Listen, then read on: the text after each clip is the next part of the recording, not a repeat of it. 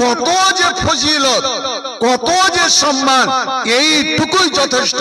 ওই দেখুন জান্নাতের মধ্য দিয়ে নবী হেঁটে চলেছে, নবী পিছনে পিছনে, জিবরিল সামনে সামনে। হঠাৎ নবী থমকে দাঁড়ালেন। জিবরিল বলেন, আসুন।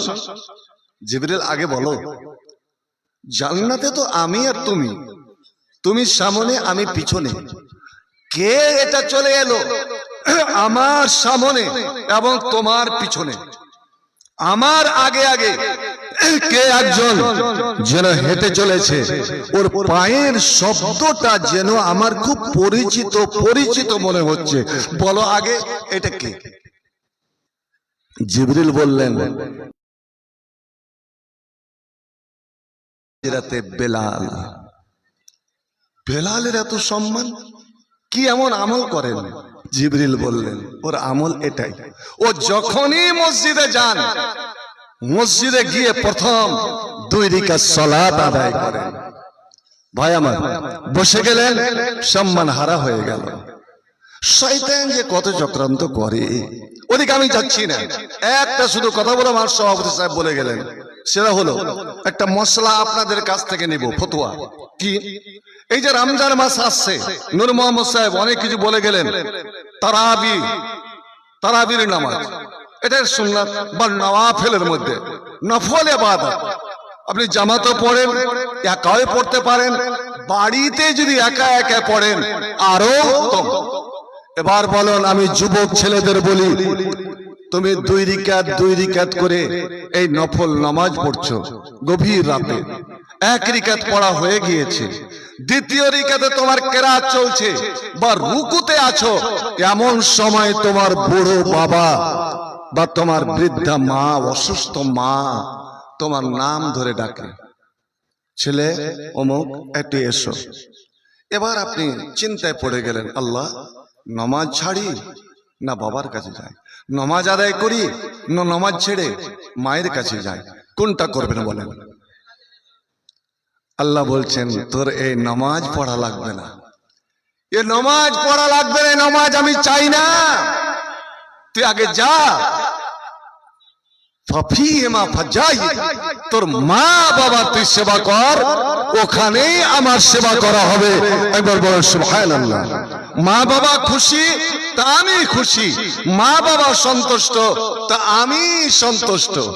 এই মুহূর্তে তুই যদি নামাজে থাকিস আর তোর মা তোকে ডেকে চলেছে, তা ফরজ নামাজ নয়, কিন্তু ফরজ নামাজ ত্যাগ করতে পারে না, নফলের কথা বললাম। তোর মা যদি রাগ করে, তুই ডাক, মায়ের ডাকে সাড়া দিলি না, তোর মা রাগ করে যদি তোকে অভিশাপ দিয়ে দেয়, বদদুয়া করে দেয়, আমি আল্লাহ তোর মার বদদুয়া ফেরত দেব না। তবে আমি মাদের বলি যে খবরদার, দয়া করে কোনো দিন ছেলে মেয়েকে বদদুয়া দিবেন না, ছেলে মেয়ের জন্য ভালো দোয়া করে যাবেন, বদদুয়া দেবেন না। এই কোরআনে আল্লাহ রাব্বুল আলামিন 3টা এমন ঘটনা বলেছেন যে মা বাবা ছিল একদম নিঃস্ব গরিব, নিঃস্ব ফকির, কিন্তু নেককার, ভালো। মৃত্যুকালে তারা ছেলে মেয়ের জন্য এমনই নেক দোয়া দিয়ে গেছেন যে ওই দোয়ার বরকতে তার ছেলেরা দুনিয়াতে কোটি জীবন যাপন করেছে। আল্লাহ রাব্বুল আলামিন কোরআনে এরকম ঘটনা লিখেছেন। এবার বলুন, আপনার বিবি, আপনার স্ত্রী নফল নামাজে আছে, আর আপনি ক্লান্ত হয়ে সারাদিন টোটো চালিয়ে, ভ্যান চালিয়ে, রিক্সা চালিয়ে, জমিতে কাজ করে ক্লান্ত হয়ে বাড়ি এসেছেন, আপনি চাইছেন যে একটু আমার সেবা যত্ন নিক। আপনি একটু অপেক্ষা করলেন, অপেক্ষার তো একটা সীমা আছে। আপনি এবার নাম ধরে ডাকছেন, বিবির কি উচিত হবে? নামাজ পড়া না ওই নফল নামাজ ছেড়ে স্বামীর ডাকে সাড়া দেওয়া? কি করবে ভাই বলেন? আপনারা বলো। স্বামীর ডাকে, এমন কেউ যদি কোনো পারিবারিক কামে ব্যস্ত থাকে, যতই বড় কাম হোক না কেন, ও যদি বলে আমি ছেলেকে দুধ পান করাচ্ছি, আরে ছেলে তো ওর বাবার, তোমার নয়, ছেলে রেখে দাও, ছেলে কান্না করুক, আগে যাও, তোমার স্বামী কি বলে?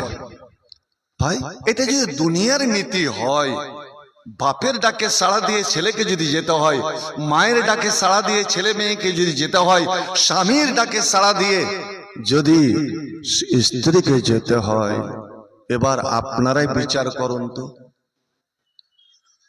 আল্লাহ রাব্বুল আলামিন আমার খালেক, মালিক, সব কিছুরই মালিক, তিনি যদি স্বয়ং আমাদেরকে ডাক দেন, আমাদেরকে যদি আওয়াজ দেন, ঠিক মানুষ যেমন অন্য মানুষকে ডাক দেন, আমার সভাপতি সাহেব যখন বললেন আপনারা একটু সেটে সেটে বসুন, আল্লাহ যদি ডাক দেন আরশ থেকে, কি ডাক?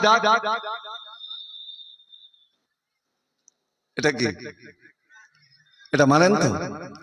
মুসলমানের রক্ত এখনো গরম আছে। ওরা কোরআন পড়তে জানুক বা না জানুক, সবাই কি কোরআন পড়তে জানেন? বলেন তো, সবাই কি জানেন? কে কে কোরআন পড়তে জানেন বলেন তো? এটাই একটাই কিতাব, আসমানের নিচে জমিনের উপরে একটাই কিতাব। পুরুষ পড়ুক, স্ত্রী পড়ুক, ছেলে পড়ুক, মেয়ে পড়ুক, বাড়িতে পড়ুক, মসজিদে পড়ুক, মাদ্রাসায় পড়ুক, আপনি মাঠে নিরালা নিরিবিলি নির্জনে পড়েন, গভীর রাত্রে পড়েন, ভাই আমার কেউ শুনছেন না, কেউ সেখানে নাই, কিন্তু নবীর হাদিস আল্লাহ নিজে বলছেন যে আমি দুনিয়ার কোনই কথা কান লাগিয়ে শুনি না। আমি তো সব কোন ছেলে মেয়ে কোরআন তেলাওয়াত করে সুমধুর কণ্ঠে, সলিলিত কণ্ঠে, তখন আমি আল্লাহ আরশে থেকে কান লাগিয়ে লাগিয়ে শুনি। যতক্ষণ সে কোরআন তেলাওয়াত করে ততক্ষণ আমি শুনি। ভাই এই কোরআন কোনই কিতাব পড়াতে নাকি নাই, তো হাদিস শোনায় না, না না, হাদিস আর কোরআন ছাড়া এটাই একটা কিতাব যে প্রত্যেকটা হরফে 10 নেকি, প্রত্যেকটা হরফে 10 নেকি। আর রমজান মাস আসলে তো আলাদাই ব্যাপার ভাই আমার। দিতে পারছেন না শোনার যে আমি কাচন মাদ্রাসায় গিয়ে কিছুক্ষণ বসে আমি ছেলেদের মুখে বা আমার শিক্ষকদের কাছে কোরআনটা শুনবো। নবী শুনতেন, নবী স্বয়ং শুনতেন, সাহাবারাকে বসে দিতেন, তুমি আমাকে কোরআন পড়ে শোনাও, আব্দুল্লাহ তুমি কোরআন পড়ে শোনাও, ও ভাই তুমি বসো আমি তোমাকে কোরআন পড়ে শোনাবো। সাহাবায়ে কেরাম অবাক হয়ে যেতেন, কাঁদো হয়ে যেতেন, ইয়া রাসূলুল্লাহ আকরাম আলাইকা ওয়া আলাইকা উনজিলা, আমি একজন নগণ্য ছাত্র, আপনি হলেন বিশ্ব মানবের শিক্ষক, আপনি নবীদের শিক্ষক, সারা বিশ্বের শিক্ষক, এই কোরআন আপনার উপর অবতীর্ণ, আর আমি আপনাকে করে পড়ে শোনাবো। নবী বলতেন ইন্নী উহিব্বু আন আসমা মিন গায়রি, আমি যেমন পড়তে ভালোবাসি অপরের মুখে কোরআন শুনতেও ভালোবাসি। কোনদিন মনে হয়েছে আপনাদের?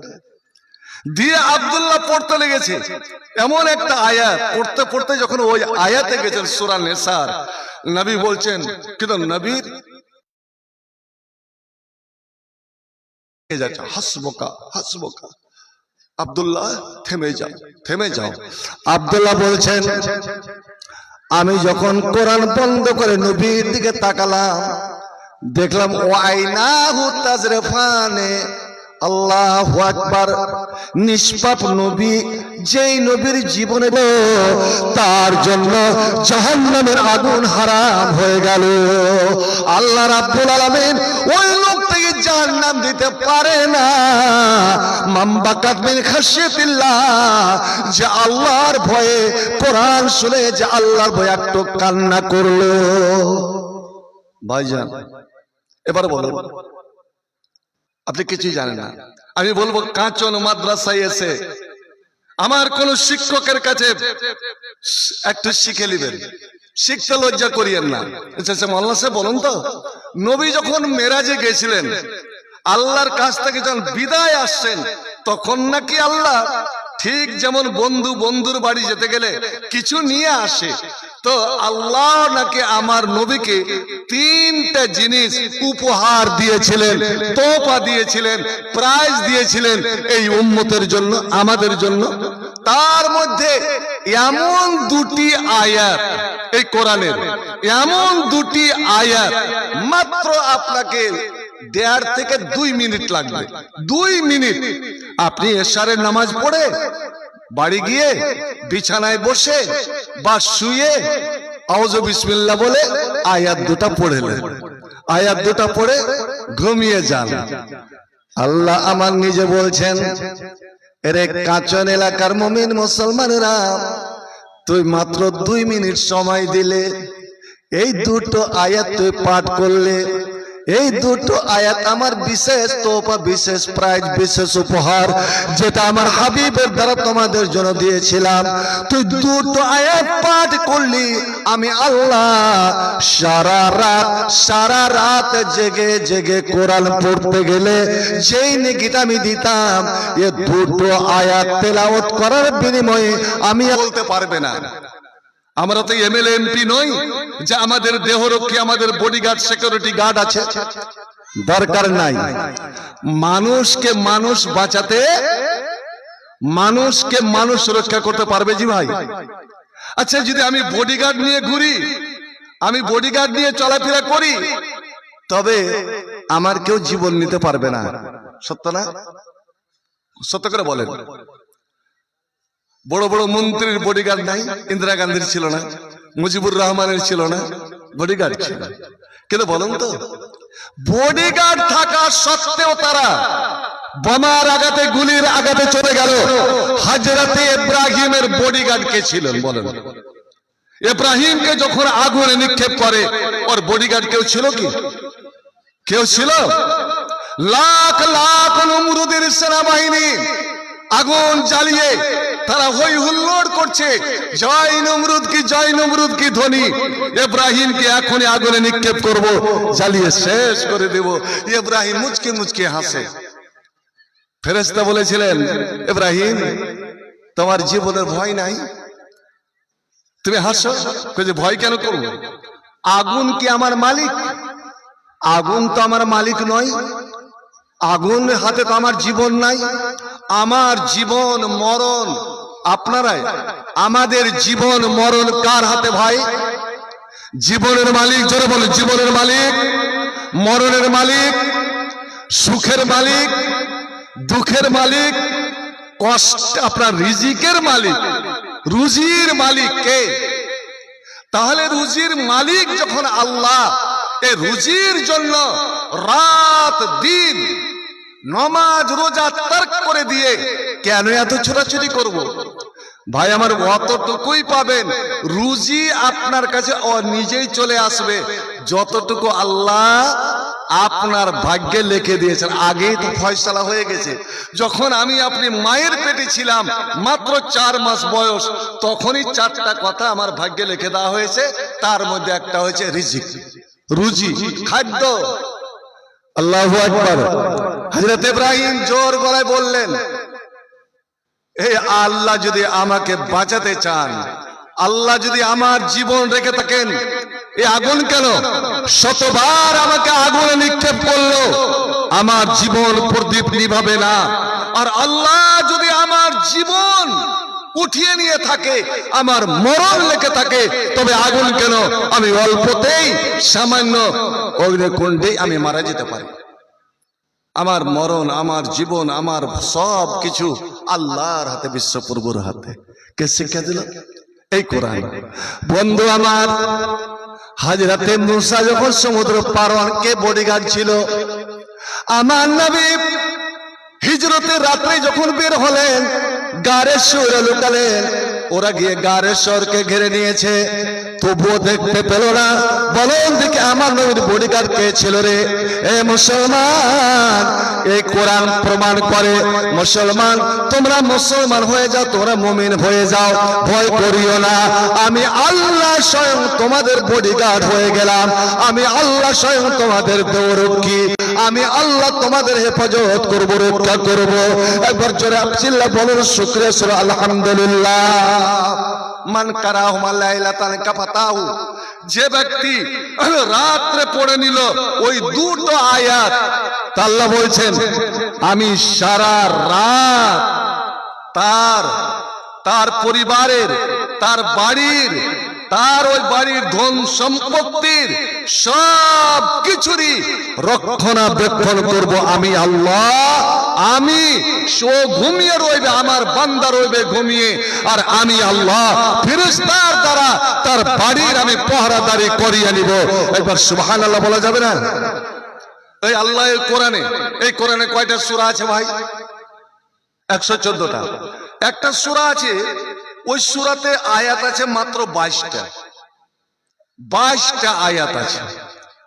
কোরআনে কোন সূরা এমন নাই যে সব আয়াতে একবার দুবার করে আল্লাহ নাম এসেছে।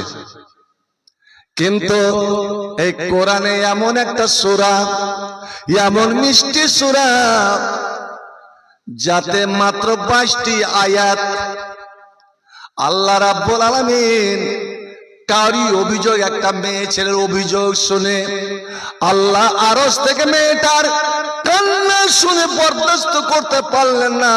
আল্লাহ বলেন, মেয়েরে তুমি আর কান্না করিও না, আমি তোমার জীবনের সমস্ত অভিযোগ আমি শুনে নিলাম এবং অভিযোগগুলো পূর্ণ করে দিলাম, তোমার অভাব অভিযোগ আমি পুরা করে দিলাম।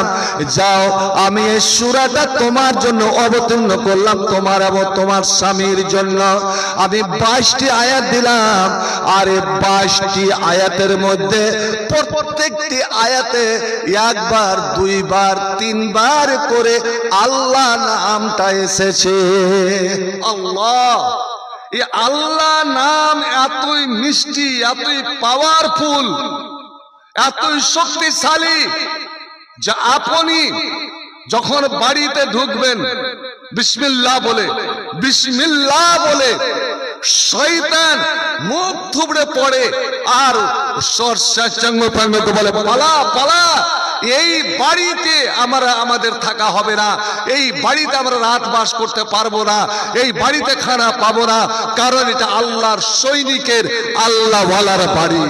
ভাইজান, আল্লাহ নাম এতটাই যে আজানে যে আল্লাহু আকবার বলেন, আশেপাশে দেখবেন আমার ওই অন্য ভাইরা যদি থাকে, ওরা আজান দিতে গিয়ে বিসমিল্লাহ আর অনেক দুরুদ সালাম এটা ওটা বলে। আপনি আজানের আগে শুনে রাখুন, অনেক আহলে হাদিসরাও বিসমিল্লাহ আল্লাহু আকবার কা আজান শুরু করলো। আল্লাহু আকবার এই নাম এতই পাওয়ারফুল, এতই শক্তিশালী যে এর আগে বিসমিল্লাহ বলা যাবে না, বিসমিল্লাহ বলা যাবে না। আল্লাহ এমনই একটা নাম বন্ধু আমার। এবং আল্লাহর প্রত্যেকটি নামের তো একটা ইয়ে আছে, মধুর্যতা আছে, গুণ আছে। জান্নাত নেবেন, নবী আমার বলছেন, ওরে তোরা নামাজের পরে তাসবিহ পড়ি 33 বার সুবহানাল্লাহ, 33 বার আলহামদুলিল্লাহ, 34 বার আল্লাহু আকবার, বা 33 বার আল্লাহু আকবার, একবার লা ইলাহা ইল্লাল্লাহ। শোন, এতে যে সময়টা লাগলো কতটা সময় লাগবে? ইন্না লিল্লাহি 99 ইসমান, আল্লাহর 99টা মিষ্টি মিষ্টি নাম আছে। নবী বলছেন আল্লাহর 99টা নাম, মান আসাহাব ওয়া মান হাফিজাহাব, যারা ওই 99টা নাম মুখস্থ করে নিল, আর মুখস্থ করে নিয়ে দিনে 24 ঘন্টার মধ্যে কোন একবার ওই 99টা নাম এই জবান থেকে মুখ দিয়ে আবৃত্তি করলো, ইয়া আল্লাহ, ইয়া রহমান, ইয়া রহিম, এই করে করে করে করে 99টা নাম একবার 24 ঘন্টা দিয়ে একবার, আমার আল্লাহ বলেন, আমার ফেরেশতারা শোন, যে বান্দার মুখ দিয়ে আমার নামগুলো বের হয়, বলবে কি আমার ওই বান্দাকে কেমন করে জাহান্নাম দিতে পারি রে? না না না, তার জন্য জাহান্নামের গেট বন্ধ হয়ে গেল। দাখাল মান আসা দাখাল আল জান্নাহ। নবী আমার বলেন যে এই নামগুলোকে, পবিত্র নামগুলোকে, 99টা নাম দিনে একবার আবৃত্তি করলো, সে যেন জান্নাতে চলে গেল। আল্লাহু আকবার বলো, আল্লাহু আকবার, আল্লাহু আকবার বলো, আল্লাহু আকবার। এসো না আল্লাহর নামের গান গাই, এসো না মন প্রাণ জোড়াই। আল্লাহু আকবার বলো, আল্লাহু আকবার, আল্লাহু আকবার বলো, আল্লাহু আকবার। এ মধুর নামটি নিলে এ হৃদয় হাসে, এ মধুর নামে সুখ নেমে আসে। এই নামের তুলনা মিলে না, মিলে না, এই নামের তুলনা মিলে না, মিলে না, তুলনা নাই নাই নাই। এসো না আল্লাহর নামের গান গাই, এসো না মন প্রাণ জোড়াই। আল্লাহু আকবার বলো, আল্লাহু আকবার, আল্লাহু আকবার বলো, আল্লাহু আকবার। যে নামেতে ইব্রাহিমের আগুন হলো পানি, যে নামেতে ইব্রাহিমের আগুন হলো পানি, ডাকার মতো ডাকলে আজ সাড়া দিবেন তিনি রে মন, সাড়া দিবেন তিনি। আপনাদের জিজ্ঞাসা, আচ্ছা বলুন তো ভাই, এগুলো জানা কথা, তবুও জিজ্ঞেস করে নিচ্ছি, ভুল হলে মাফ করবেন। হযরতে ইব্রাহিমকে যখন আগুনে নিক্ষেপ করে, আগুনে একদম ধা ধা করে চলে আসছে, ছুঁই ছুঁই, একদম আগুন ছুঁই ছুঁই। দুনিয়ার সবারই বিশ্বাস, আর কি আনন্দ উল্লাস। এবার শেষ। শয়তান সেই দিন যে কত উলঙ্গ নাচ নেচেছিল, যে ইসলাম এখান বাতিলের ভিত্তি বজ্রারাহি জাগরে,